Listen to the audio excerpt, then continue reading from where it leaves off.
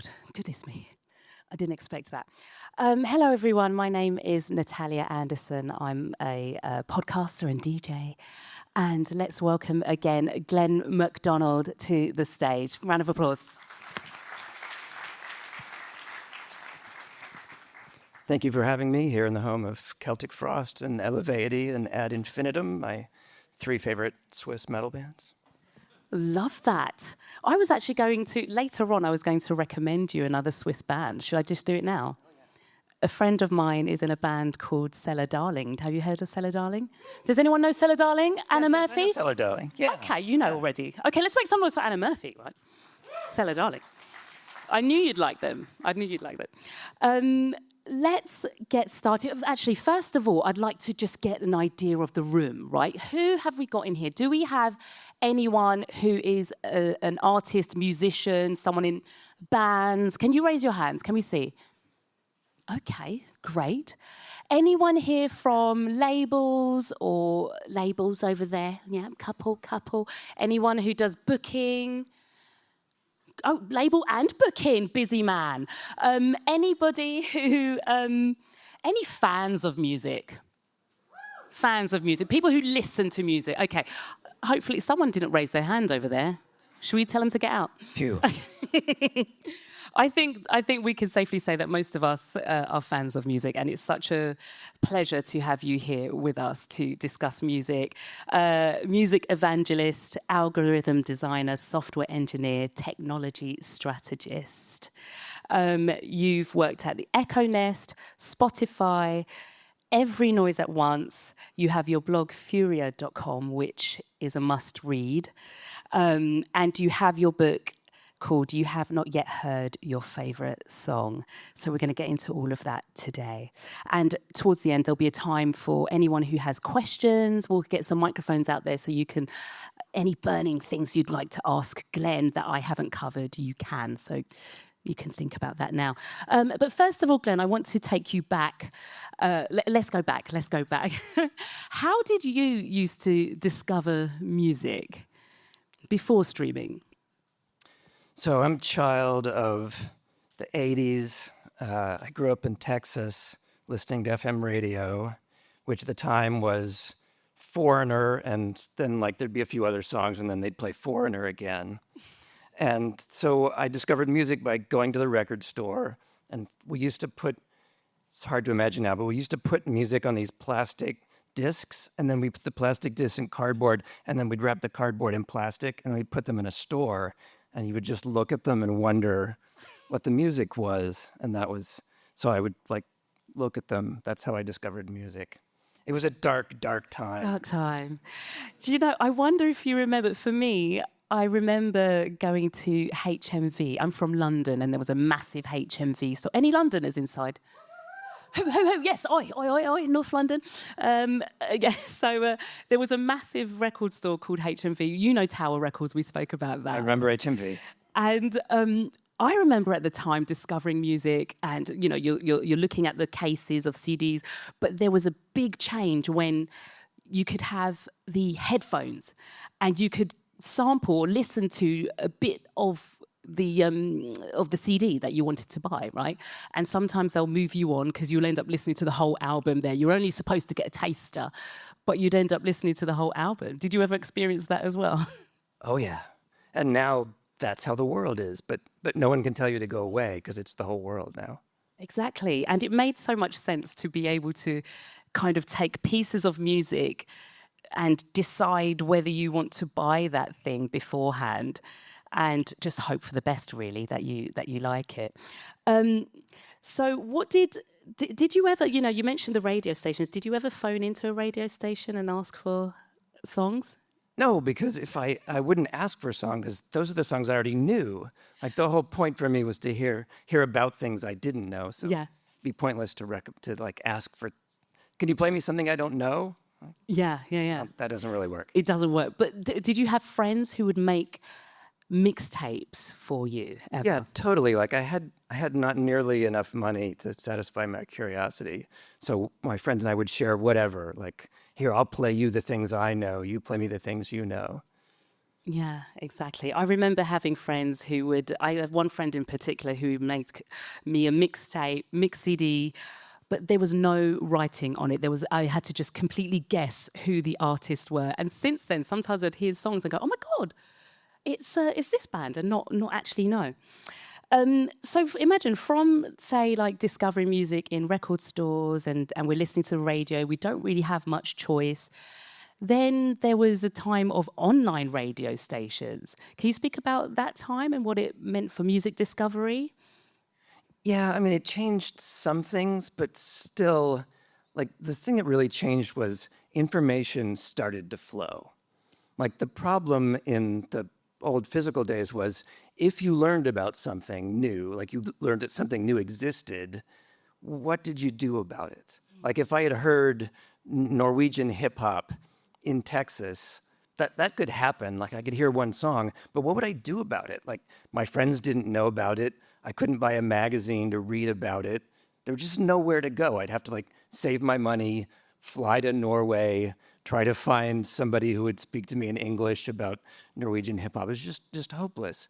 So online radio came along at the same time as the beginning of the internet, and finally you could like look stuff up.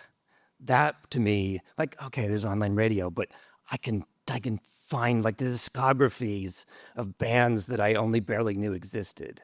That was when the world started to change for me. Yeah, yeah. And I suppose people were, and I think you touched on this in your book, like people were sort of limited to what they could afford in terms of spending on CDs or records in the record store. At the time, maybe £15, $15, euros, francs, Swiss francs perhaps. And maybe they would have allocated a certain amount of money every week or month that would go to what they're going to buy. And then, with the advancement of the internet and just sort of opening up and hearing music online, that kind of opened up the gateway to being able to hear a lot more than what your money could afford you. Yeah, and there was a sort of like prisoner kind of effect when I could only afford one record a month or later a week or later even two a week.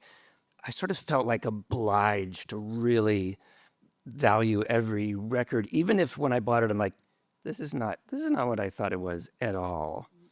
And I think just getting rid of that friction and actually finding the music that you're really going to love and then forming a relationship with it was that I think that's progress. Absolutely. Human progress. Exactly. And there's a lot of that in this sort of timeline. I'm sort of imagining a kind of timeline to, arrive at where we are now. So I'm sort of thinking about Pandora was one of the big ones of the online radio station. It died out. And so why do you think that was? Is it sort of convenience of what happened with streaming and that sort of thing in terms of like Spotify? And I mean, I fear that the actual answer to that involves licensing terms and boring economic stuff. Pandora could be cheap because you didn't get to choose your music. And once you got to choose, then you had to pay more for licensing, and the price had to go up. But that was the big change that made it into a listening experience, not a radio experience, and not a shopping experience. And I think, I mean, I sort of remember using Pandora and equivalents, and I think I did at the time think how cool it would be if I could just have what I wanted to hear.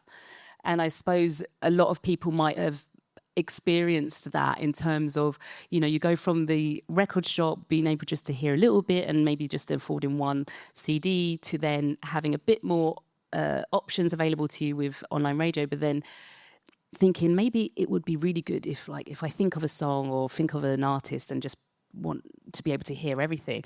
So that sort of brings us on to streaming and I suppose sort of algorithms, right? So I don't know. Does anyone here work in data? Are there any other software engineers in the room? Someone over there. You guys should talk. So excuse me if we sort of break it right down. Are we happy to break it down? Yeah? Right, okay. So what is an algorithm? what is it? And then maybe expand on any maybe misconceptions that people might have when it comes to the word algorithms, how it relates to music.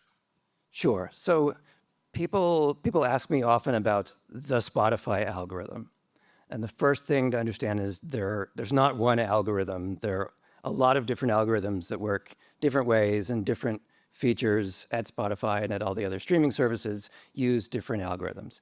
An algorithm is just a computer program. It is a representation in code of some human impulse, usually. And usually when we talk about algorithms, we're talking about recommendation algorithms. And most recommendation algorithms start from the basic premise of you listen to something, a bunch of other people listen to whatever they listen to, and those of you who share some listening in common might enjoy the listening that you don't have in common. It's like very basic. If you like this, other people who like this also like this. So you're trying to collect the collective knowledge that people as a whole have that is greater than what any individual have. That's a very basic premise. It gets much more complicated than that in some instances, but it's a simple human observation that, done well, can organize collective knowledge for individual and collective benefit. Absolutely. And I think that, and myself included, there was always this thought of like the algorithm, that it's just something unknown, or some sort of, even relating to sort of science fiction and that sort of thing. And as a fan of science fiction and robots, we talked about this earlier, maybe we'll touch on it again. But certainly what we said, or what you told me, is that there's always a human behind it. There's somebody who comes up with an algorithm, isn't it? Yeah. In this business, we often talk about algorithms as recommendation, but it's really the wrong word. The algorithm doesn't have opinions. It doesn't have an agenda. It doesn't want you to do anything, but it shouldn't. Like, you don't need recommendations. You should listen to whatever you want to listen to. What you might want is more information and more help, like finding more of a thing, or understanding what is a thing, what is Norwegian hip hop, what do they sing about, where does it go, where are the other artists, what does it connect to? And so if you think about algorithms as trying to help this disconnected sea of people connect and help their listening patterns self-organize, that is better than thinking of it as like a creature who's telling you to do things. Absolutely. There's a lot of artists in the room, as we have established, musicians. So a question I have, I think, coming from that point of view, should artists consider algorithms or how their music might show up at the point of writing? And I've had conversations with people where they would say, I need to hit the chorus really early because the algorithm favors that. And having read your book, I'm wondering if it's anything to do with play counts, the fact that I think to be counted as a play, it's after 30 seconds.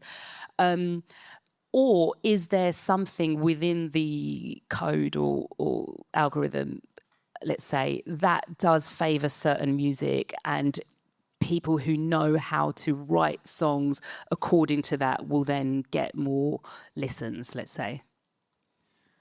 I would tell people to do nothing for the algorithm's sake, because there are two bad things that'll happen. One is you'll waste your time and not get anywhere. But the worst one is you'll do something that you think is going to placate the algorithm. You'll have some success. You will erroneously attribute that success to your actions, and then you'll waste years doing that same thing over and over again, hoping to replicate the success, when probably the success was totally random and not a factor of your actions to begin with. Plus, the algorithms change all the time, and when they're working right, they're just amplifying actual human social audience effects. So I think the way to think about it is do the things that you actually need to do to build an audience, like the sadly old-fashioned ways to build a music career. Find an audience, find community with your fellow artists, and let the algorithm try to amplify those natural signals. And if it doesn't, let it try again. But any time you spend trying to game the system is wasted. Now, some of those things that you observe in the system are, of course, things in culture. Like people respond in a clip-driven culture, even if there were no algorithms involved, getting to the chorus faster like helps people remember your chorus. So that's a thing. That's a decision you make about your art, whether you want it to be, optimizing for instant memorability or optimizing for long-term engagement. That's an artistic decision, not an algorithm decision. Absolutely. I do want to touch on the kind of growing audience. We spoke about this earlier. Should artists communicate? Because, from your book, you said that playlists on Spotify, for example, 50% or over 50% of playlists are user-generated. So it's not just the people who work for Spotify who are building and making these playlists. And I know for a lot of artists, one concern is to be getting on a playlist and being recognized in that way. But considering that 50%, above 50% of playlists are user generated, should artists themselves be making their own playlists and putting their own music on it? And should they be communicating to their fans and listeners that also to put their music on their playlists? I think if that is a way to build community, then absolutely. In itself, it doesn't matter. Like watching the numbers, we have this problem in all kinds of software. We want to be able to measure things. And so we come up with things to measure, and then we just doggedly measure those things, whether they actually reflect the original qualities we were after or not. And this is a great example of it. Like the thing that you really want is to build an audience. And if most of the listening is through playlists, then getting on playlists is probably a useful step towards getting an audience. But then you measure playlists, and that allows people to generate playlists with bots to inflate those numbers and be pleased with themselves. But if no one's listening to those playlists, and those playlists are not actually reaching people and building community and audiences, then it doesn't matter. And so you end up optimizing this figure that before it was optimized reflected a natural process that would sort of correlate with success. But then once it's optimized, no longer connects to the real behavior at all. You mentioned there bots, and that's something that I wanted to talk to you about or bring up. Should it be a major concern, and should we be concerned about bots, basically? Fear should suffuse your existence. Concern. There's some now. There's some bots. No, I mean, like, are they taking away money that should be going to artists, or is there anything behind that? Is that every once in a while there'll be some story in the news about an AI artist or about some guy who claims to have scammed his way to some enormous amount of money. Those things mostly don't matter. I mean, like, it matters that those people are caught and prevented, but the amount of money, like the way streaming works, distributes the harm of abuse across everybody, so it kind of doesn't matter. So unless you are doing it, if you're doing it, you should be concerned and you should stop doing it. But if you're not doing it, then you shouldn't worry about it. Okay, great. Okay, we won't worry about it. Can we talk about singles, albums, singles versus albums? I think that's a question that a lot of people have. You know, in the era now of Spotify and playlists and streaming, how relevant is the album?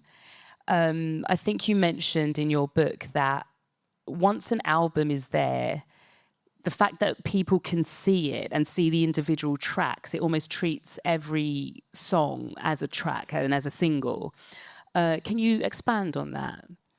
One of the few things that the Spotify lawyers made me take out of the book was the actual percentage of Spotify listening that was to full albums. And I now forget what it was, so I guess the lawyers get their way, but it was pretty large. Like, there's still a lot of people listening to albums. They listen to them from the beginning to the end.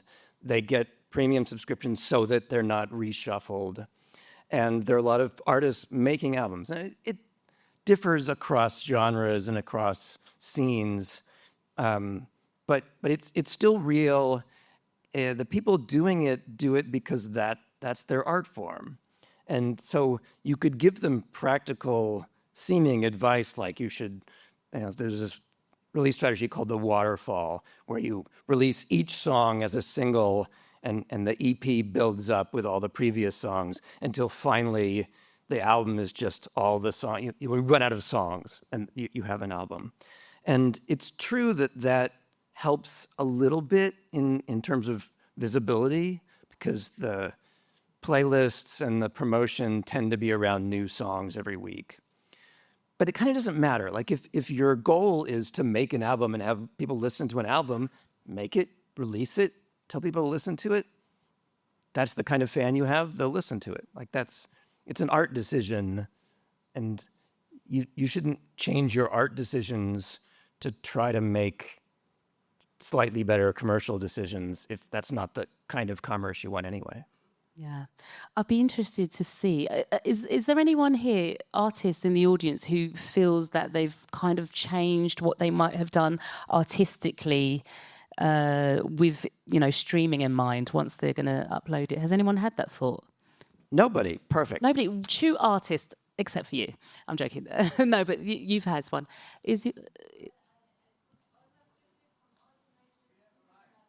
Oh, we do have a mic. Should we pause to just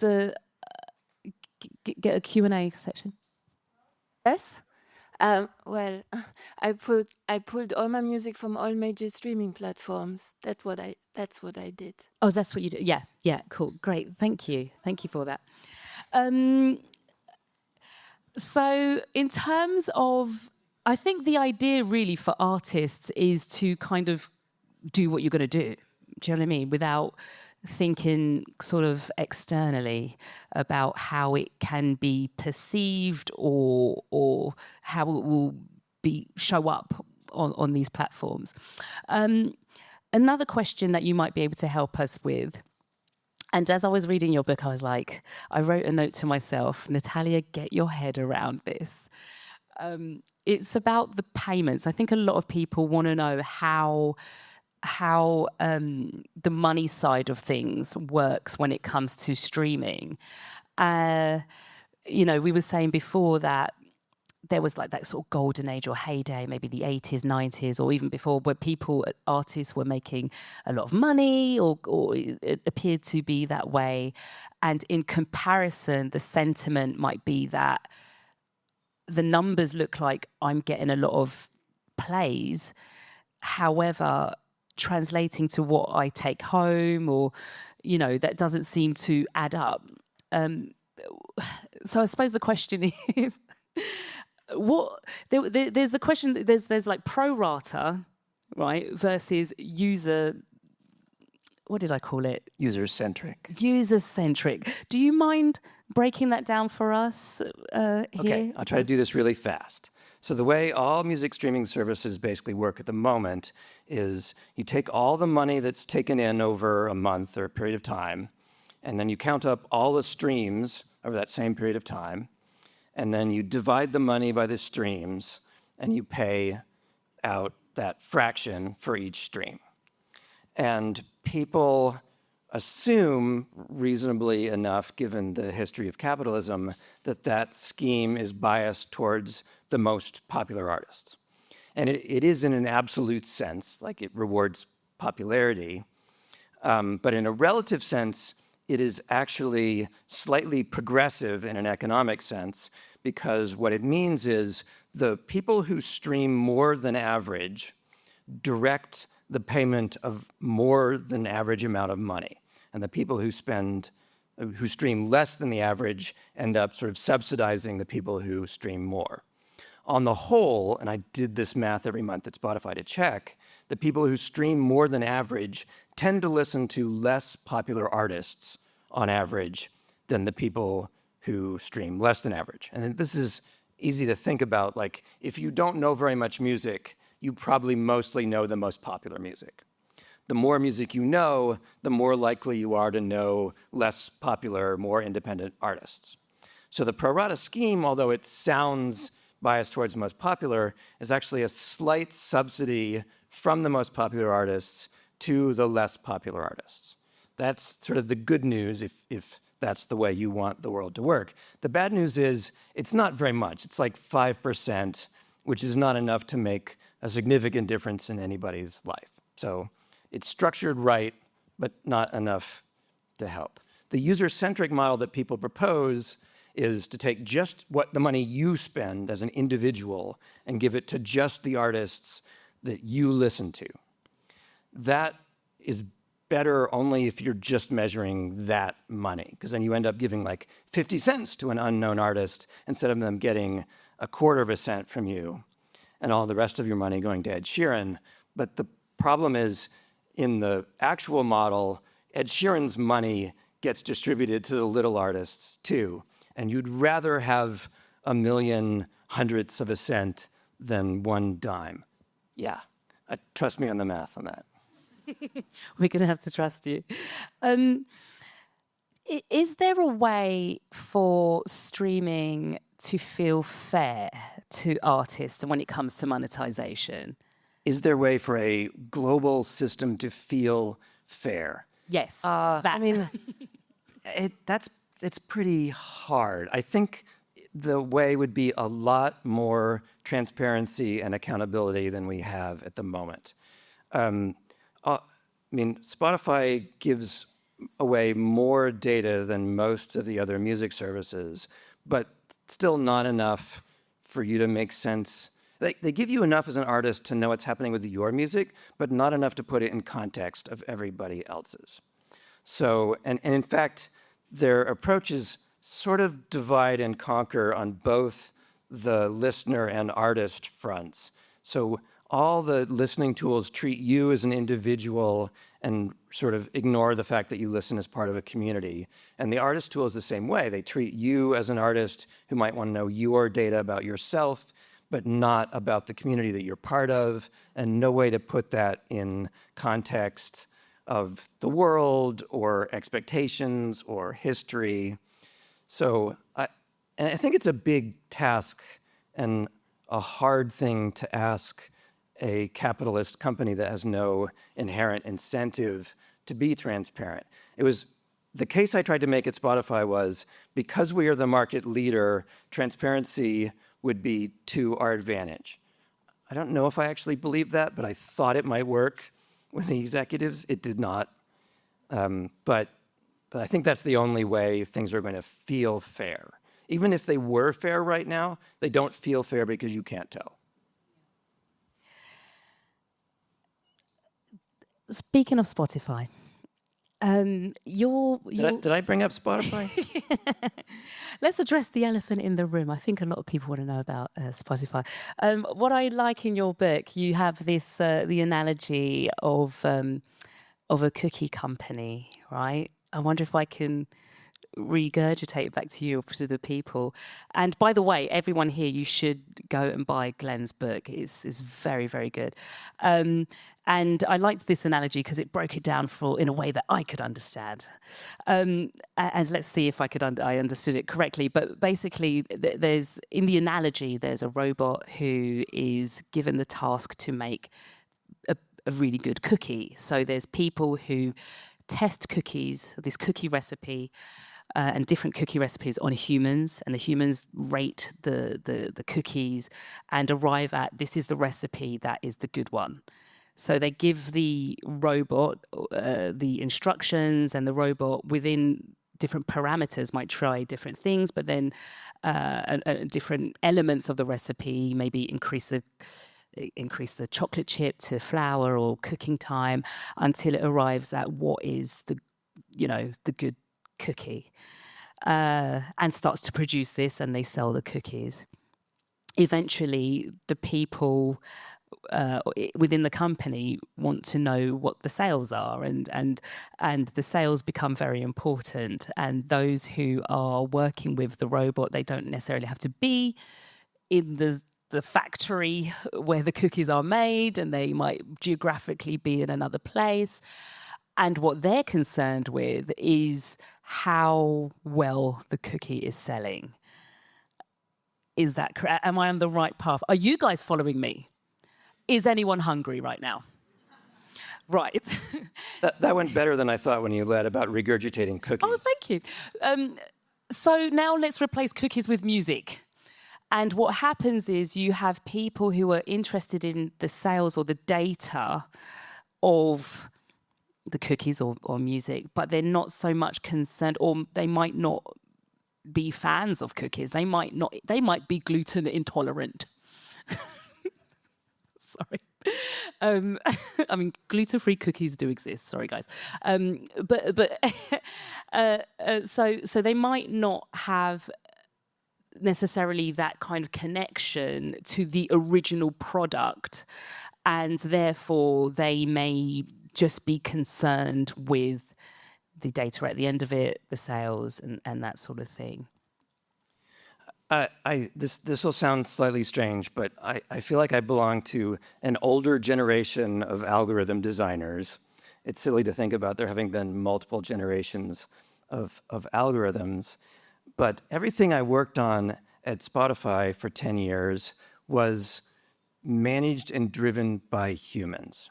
So if you go to everynoise.com, which is my big map of all the genres in the world, or all the ones I had time to find before I got laid off, everything on that map is something that a human said, this is a community in the world that we can think of as a genre, and here are some artists that define what we mean by that.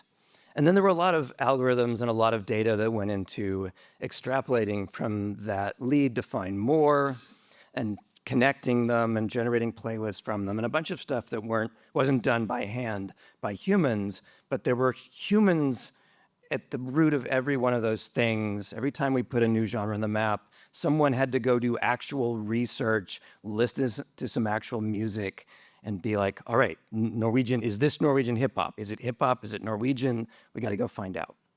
The advent of machine learning and now of AI makes it possible to do a lot of things that have the same structure as that, but are not guided by people, that just are unattended processes that go and look for things and say, well, the words Norwegian and hip hop occurred in playlist titles along with this music, and we're just going to give it to you because that happened. And there's no overriding. That can go well or it can go really badly. For example, when a person was in charge of the folk genre, a genre called folk, the person would make sure that folk genre represented one coherent idea of what folk music is. If you let machine learning or AI do it based on just words that appear in the world, you will mash together everything that every culture refers to as folk, including Elevaity, who are folk metal and not the same as Woody Guthrie and Bob Dylan at all. And so it all comes down to who are the people behind this, and are they making decisions based on a love of music, or on a love of computers, or on a love of stock prices? And if you like music, you want humans making decisions based on music. If you like stock prices more than music, you may be happier over here. Absolutely. I think this could be a good time to open it out to the audience. Is there anybody who has a question for Glenn? A burning question? Oh, there's somebody there. I see somebody there with his hand. No, it's you. So, yes, that's correct. Hello, Chris from Irascible. I have a question regarding the counts, the play counts, the follower counts, and everything. Has Spotify ever thought of doing like a week without any numbers on Spotify? And if they did, do you think it would change a lot on what people choose to listen to based on popularity or non-popularity? It's an interesting question, and you can sort of do this research for yourself because you can look at Apple Music, which is structurally very similar but doesn't show play counts and mostly doesn't show popularity. And I think, having not worked at Apple Music, I haven't done the actual queries, but I think it doesn't make a lot of difference on the whole. The place where I always thought it was helpful for me as a listener is coming into an album by an artist I don't know and being able to see from the play counts, like these are the songs that were singles or that this artist's existing audience tends to listen to first. So for me, I always thought it was positive. I'm pro-transparency, pro-accountability, so I like seeing the numbers. I understand that because it like broadcasts popularity, it can have a confirming effect on existing popularity. So I understand there's like a moral argument maybe against it, but for me, the pragmatic argument, the moral argument of transparency for me is sort of on par with the egalitarian don't communicate popularity argument, and the practical, like, I can tell which are the singles without having to have some list of singles on the side, wins out. So I don't think it makes a difference. Thank you for that. Over here. Thank you. You started by describing a situation when you were young as a consumer of music, discoverer, that you never heard something new on the radio. And I must say, with Spotify, I have the same impression. I never hear something new because of the logic of the algorithm, obviously. So I was wondering whether there is conceptually a new idea somehow around, because you're a professional, you might know, between this is what all the people I'm similar to listening to, towards totally random, something in the threshold there, because that would be the most interesting thing. Not too different, but not too similar, so it kind of leads to something new. Yeah, there was a lot of talk and work at Spotify over time on this idea of how do you help people discover music? And there's an interesting irony in that you kind of can't. I mean, you can play things for people that are the kind of thing they like, but that they haven't heard before, or that you think that they haven't heard before, or that they haven't played on Spotify with this account before. But if you try to go too far outside of what people expect, it just comes off as an error. That is, if you do it without context, like you're playing, your playlist is playing, and you're usually a metal listener, and then like some bluegrass happens. There may be a person somewhere who is like, we got to try to expand this guy's world. It can't listen to metal all the time. Bluegrass is really awesome. Let's try some bluegrass. If it shows up in the flow of metal, then you, as a listener, you just go, well, something glitched, hit fast forward to the next metal song. If as a person, like you took your friend into your living room and was like, I know you mostly listen to metal, but just give this a chance. I'm going to play you some bluegrass. As a listener, you take it differently. Like, you don't assume it's an error. You're like, okay, this is going to be, I don't know what bluegrass is, but it's going to be something. And you listen to it differently. If you make the decision to explore, if you go looking for new music, it's like looking for new food. Like if you go to a restaurant that you've never been to, the cuisine you're not familiar with, and you go down the menu and find something you don't know what it is, and you order it, and you take a bite, you're hoping, expecting, prepared for it to be strange. And maybe you won't like it, maybe you will, but you won't dismiss it. If it just comes in your flow, if like you go to the place you always go and you order the thing you always order, and then one bite tastes different, you're like, yeah, something went wrong. So I think what I always wanted was to provoke people into wanting to explore, not do it for them, but make them want to do it for themselves, and then make it easy and rewarding to do that. So you can see a version of this if you go to Every Noise, because it's this giant field of stars of genres, and if you click on them, they'll play little snippets. And so you can click around. Like there's no recommendation, there's no, I'll tell you what to click on. It doesn't take in your music tastes. It doesn't organize things for you. You're just forced to wander, and you find something you like, and you can dive down and listen to a whole bunch of it. And I think that is the mindset that you need.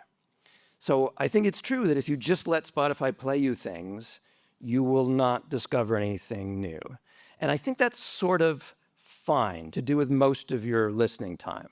Like let it play, you want to hear the stuff you like, let it play you stuff that's like that. It's pretty good at that.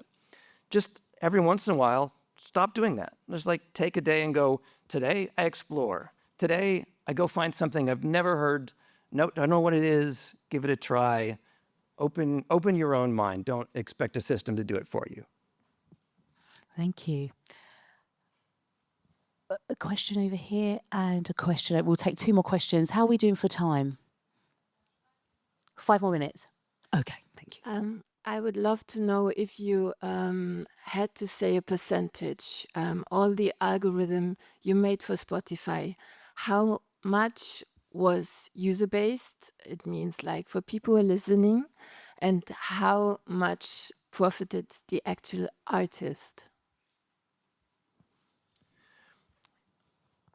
It's pretty hard to, I mean, they're so linked. Like the way I thought about, when I started categorizing genres, this is the biggest, most visible thing I worked on at Spotify was the genre system. And when I started it, we wanted, this was at the Echo-Nest, before we were even acquired by Spotify, we wanted to be able to do genre radio as a feature. Echo-Nest was a back-end system company powering streaming services back when streaming services were new. And so a feature we wanted to offer to our customers was genre radio. Like you just pick a genre, you'd hear stuff. And over time, what I realized a genre was a community. Like you can think of genres in musicological terms as like musical parameters, like ragtime is this kind of meter and this kind of arrangement. And if you do it that way, there are like 20 genres or 30 in the world. If you look at a map of 6,000, you quickly realize that we're using a different notion of genre. And that notion was just community. A community is a community of artists and of listeners and of practice and sometimes of place and of history and of context. And so like it is the coming together of artists and listeners. And you can use the listeners to find the artists and then use the artists to find the listeners, like in data terms. So you kind of can't do one without the other if the algorithms are really based on music. So I guess 50-50, in a sense, but it's like it's a linked ecosystem. Like you can't do one without the other. You can do features that are they're focused on the listener or focused on the artist. And in particular, I think Spotify has over time pushed into programmed playlist listening in a way that encourages the listener to connect with the playlist and ultimately with Spotify as a service and not push them to identify with the artists involved in that listening. So in that sense, although the artist, without the artist, there's nothing there, the listening behavior does not maximize the listener's connection with the artists. And so I think that's to everyone's loss, not just the artist, but maybe in a sense that's, like if the listener doesn't care, but the artists lose an actual connection, maybe that's an example of a listener feature that doesn't benefit artists. I don't know if that's really an answer to you. Sorry. 25%. We don't have a lot of time. Do we have time? That gentleman had his hands up. 2 minutes. Okay, you've got 50 seconds, 30 seconds for your question and maybe a minute and a half for your answer. Hello, Andreas, Mouthwatering Records. So my question is about little territory like Switzerland and about the algorithms. So does an algorithm, how it works now, harm little countries with a lot of local catalog and different languages? So this is a very complicated question, and one that I dealt with a bunch at Spotify behind the scenes. The irony is most of the algorithms don't have any knowledge about language, about country of origin, and most of them don't even pay attention to the country of origin of the listener. Mostly it's just take all the listening as one big vat, try to sort it all, and those algorithms are all math. Like they don't have any knowledge of music, really. It's just patterns of correlation between these things and these other things. All that stuff, though, all that math is amplifying human patterns. And those human patterns, of course, are heavily driven by language and by history and by region. And so yes, like because they are amplifying patterns that exist in the world, and those patterns are definitely different. Like if you are an English singing artist who gets a little bit popular in the United States and England, you will have, like, even if there are no streaming services, you have a greater potential audience than an Estonian rapper singing, rapping in Estonian.